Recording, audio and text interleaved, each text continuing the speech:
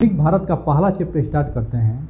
20 question देखेंगे लगभग, लेकिन आपको देखना है कि 20 क्वेश्चन में कितना क्वेश्चन बनता है आपसे, और ये भी देखना है कि नया क्वेश्चन क्या है। ठीक है, आइए देखते हैं पहला क्वेश्चन। ध्यान दीजिएगा, पहला जो क्वेश्चन है आपके सामने यही है कि औपनिवेशिक शासक का स्थापना निम्न में से सबसे पहले कहाँ हुई थी।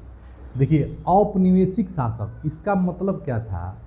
इसका मतलब था कि औपनिवेशिक शासक उसे कहते हैं जो ग्रामीण में और अधिकारियों को सुधारने के लिए, यानी ग्रामीण का व्यवस्था ठीक करने के लिए और अधिकारी को ठीक करने के लिए व्यवस्था लाया गया था। ठीक है, कहाँ पर?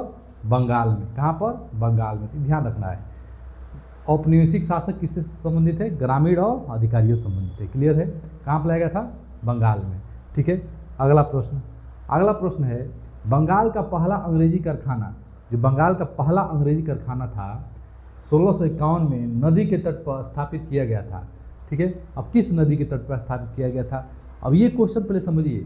जो बंगाल का कारखाना था और 1651 में बना, ठीक है, उस समय एक थे शाह सूजा। ठीक है, उन्होंने क्या किया, दिया भाई आप लोग क्या करिए, फैक्ट्री खोलिए। ठीक है, कब? 1651 में। और ये जो हुगली नदी है, कहाँ पे? बंगाल में हुगली नदी। अब सिंपल सवाल था, मान लीजिए बंगाल आ गया तो बंगाल में कौन सी नदी है? हुगली नदी तो है। ठीक है, दामोदर भी है। कहने का मतलब है कि हुगली ध्यान रखना है। क्लियर है? अगला प्रश्न, भारत के पूर्वी तट पे स्थित इनमें से किस स्थान पर अंग्रेजों ने 1611 में अपना पहला कारखाना खोला था? अब देखिए, 1611 में जो कारखाना खोला था वो हो जाएगा मछलीपट्टनम। क्या हो जाएगा? मछलीपट्टनम।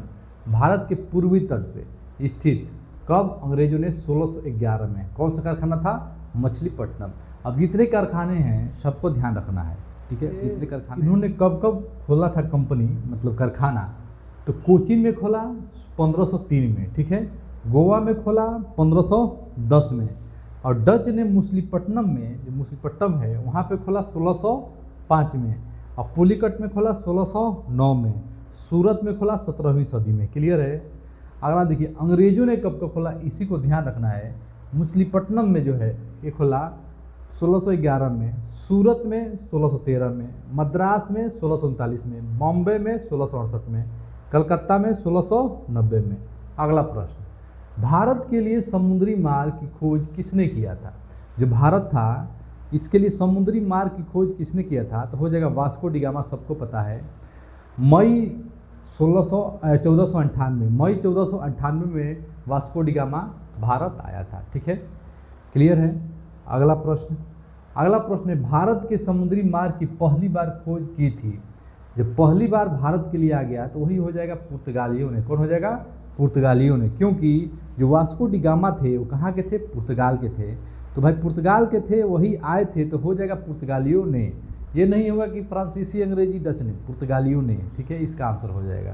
क्लियर है? अगला प्रश्न है, गोवा को पुर्तगाल से स्वतंत्र कब मिली, मतलब स्वतंत्रता कब मिली?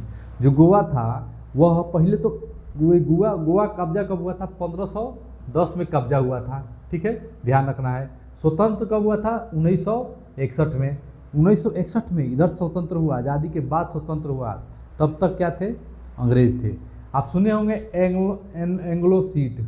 ठीक है, यानी कि एंग्लो इंडिया, यानी विदेशी जो इंडिया में रहते हैं उनके लिए 2 सीट रहता था संसद में।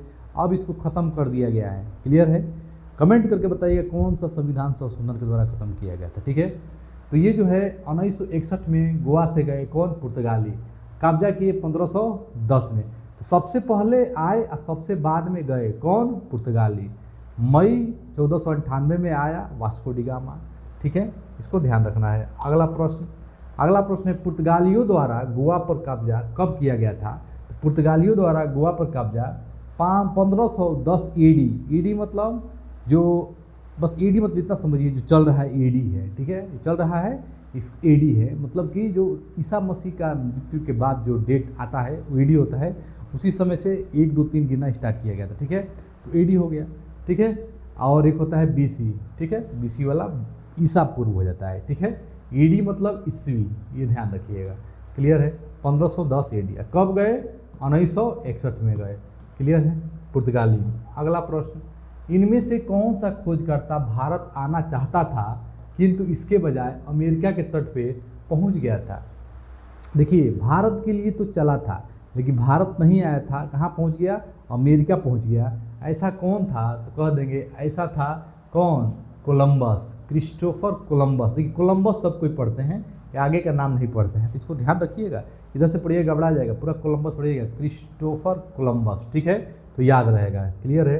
अगला प्रश्न, ईस्ट इंडिया कंपनी ने भारत के किस शहर में अपना प्रथम व्यापारिक केंद्र स्थापित किया था? देखिए, जो ईस्ट इंडिया कंपनी था भारत के किस शहर में अपना प्रथम व्यापारिक स्थापित किया था?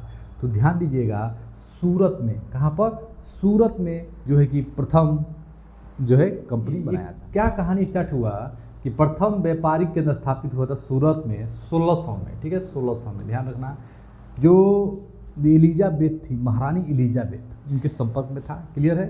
सूरत ध्यान रखना है। वर्ष में इंग्लैंड की रानी को भारत की महारानी घोषित किया गया था। सिंपल सवाल है, बार बार आता है, 1877, ठीक है, डायरेक्ट आता है 1877। ध्यान रखिएगा, किस कंपनी जो प्रारंभिक तौर पर ईस्ट इंडिया कंपनी के साथ व्यापार करने के लिए गठित किया गया था? तो सिंपल है, कौन सा हो जाएगा? British east India company answer हो जाएगा, ठीक है।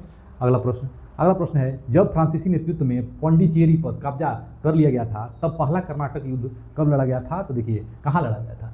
ठीक है, लड़ा गया था कर्नाटक, कहाँ पे? तो हो जाएगा मद्रास। कहाँ हो जाएगा? मद्रास आंसर। भाई, कर्नाटक मद्रास, सिंपल सवाल है।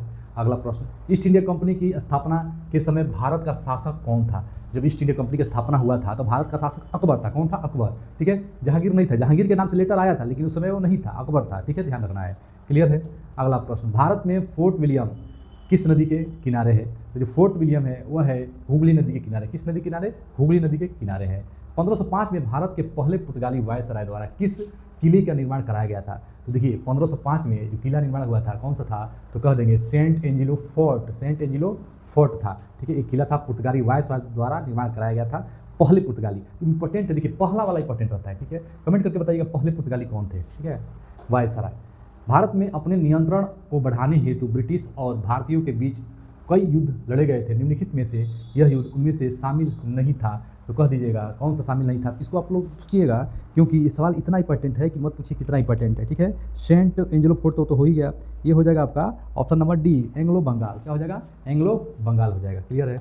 अगला प्रश्न, भारत में ईस्ट इंडिया कंपनी की सत्ता जमने के लिए पहले भारत किसके बने मूल्यवान कपड़ों को निर्यात करता था? देखिए, वही हो जाएगा सूती और रेशम, ठीक है, सूती और रेशम हो जाना चाहिए। क्लियर है? एकदम सही है, सूती और रेशम, ठीक है।